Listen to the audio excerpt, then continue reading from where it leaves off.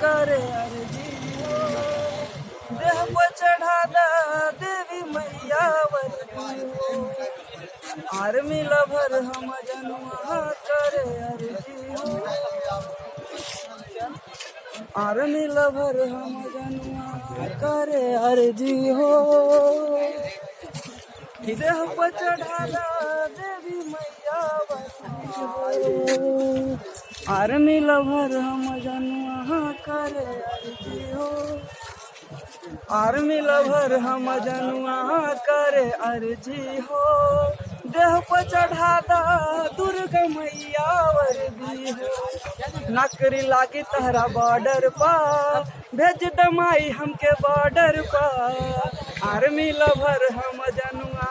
करे अर्जी हो, देह पर चढ़ा दा देवी मैया वर्दी हो, नौकरी लागी तहरा बॉर्डर पा, भेज दमाई सुभाष के बॉर्डर पा,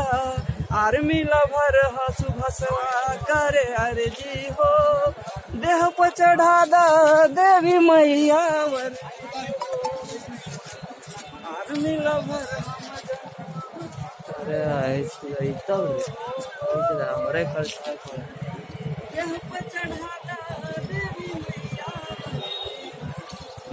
नौकरी लागे तहरा बॉर्डर पा,